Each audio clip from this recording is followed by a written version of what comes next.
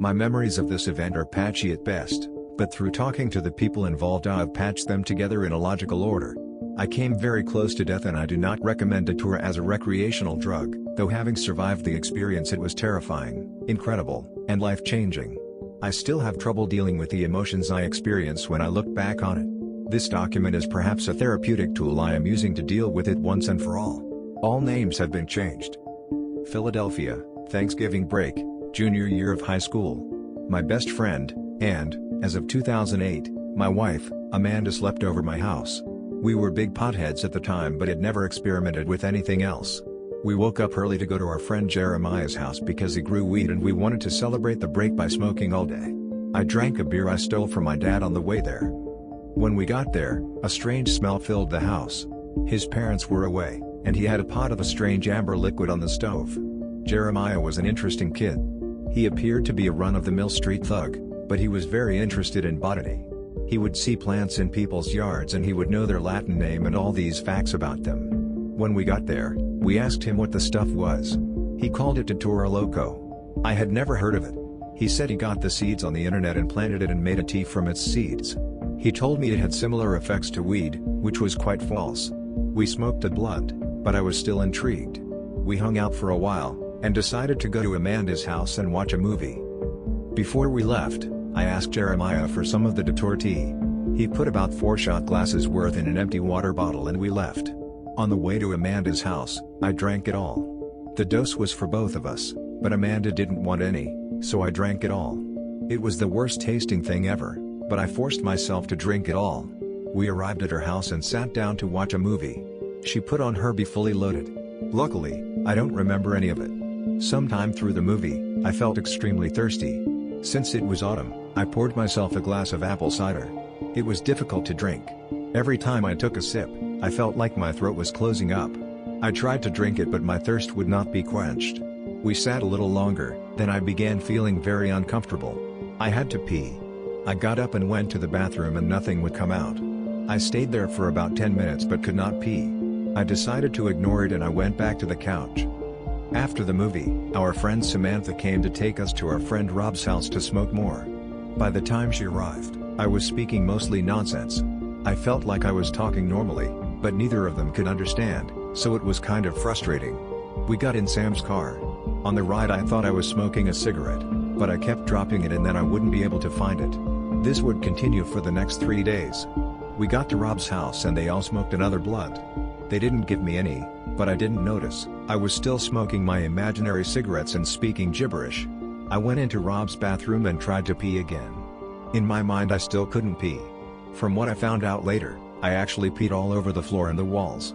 I also took all of his family's toothbrushes and put them in my pocket. I do not know why.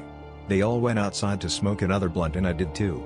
As they were smoking, I wandered away and they found me about an hour later in a neighbor's yard talking to a pine tree. I do not remember why. This is where my memory gets better. We left Rob's house and went to a party at my friend John's house. Again, I smoked imaginary cigarettes the whole way there. I had no idea who I was, where I was, or who I was with, and I had given up communicating because no one could understand me. When we got there, a lot of my friends were there, and John's mom, who I had known since kindergarten. It was his birthday and there were balloons. The balloons moved around and seemed to follow me. Their shape shifted between squares, circles, and triangle. I continued to smoke imaginary cigarettes. At first no one noticed my state because I was keeping quiet. I was standing in the corner because I was afraid of the balloons. John's mom saw me and came over to talk. She asked me about college, and I replied. To me I gave her a logical answer, but to her I was still speaking gibberish. She knew I was on something and took me to my parents, who in turn took me to the hospital. This is where it gets messy. On the walk back to my parents' house, each piece of sidewalk I stepped on seemed to shatter away. I was terrified because I didn't want to fall through, but jolts of electricity ran through me when I tried to run. My parents were panicked and rushed me to the hospital because they didn't even know I smoked weed at the time. When I got to the hospital, they took me right away. To me the doctors and nurses looked like monsters and I kept trying to get out of my chair and run. They had to physically restrain me. I didn't even recognize my parents at this point. When they got a bed for me, they held me down and took my clothes off. I fought them as best I could, but any fast movement would send a shock of electricity through my body. I punched and kicked the nurses a few times but was unsuccessful in my attempt to escape. Eventually they calmed me down. One of the doctors told me he was a wizard and had a magic potion to cure me. He handed me a cup of black liquid and told me to drink it. It was charcoal to pump my stomach, which was futile because it had been hours since I took it. I gulped the drink and vomited everywhere. Fast forward a little, no memory. Apparently at this point my kidneys were shutting down, so they had to put a tube in my penis so that I could pee. That was not fun at all. I remember screaming a lot and trying to fight, but I was tied down. Fast forward a little more. I was now in a different room. Chewbacca was next to my bed. I was tied to the bed still and all sorts of IVs were in me. I kept trying to rip them out so they had to put a lot of tape on them. Again, the imaginary cigarette came back. I smoked it for a while, then dropped it in my sheets. I tried to look for it, but instead I found the stick shift from my car. I looked up and I was driving down the street all of a sudden. I drove for a while and then went to hit the brakes, but they were gone. I kicked my feet but the sheets were covering them. Then I was back in the hospital room. I looked at the small fan in the room and a strange miniature girl was crouched behind it staring at me. I was scared of her and told Chewbacca to take the fan out, and he did. I found out later Chewbacca was my dad. Next thing I knew, I was in Amanda's dorm room smoking a bowl like I had been a few weeks ago. All of the same people were there, and that day replayed itself almost entirely. Then I was back in the hospital bed.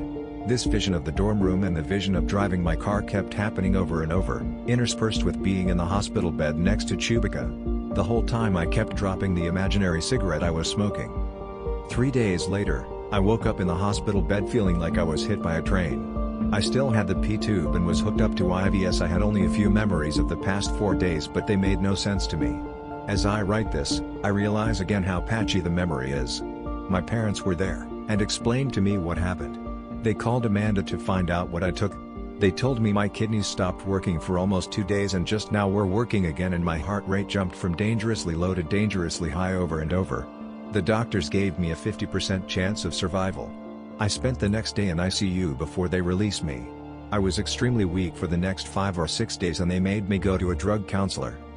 Over the next 3 years I did many drugs heavily and developed some serious problems.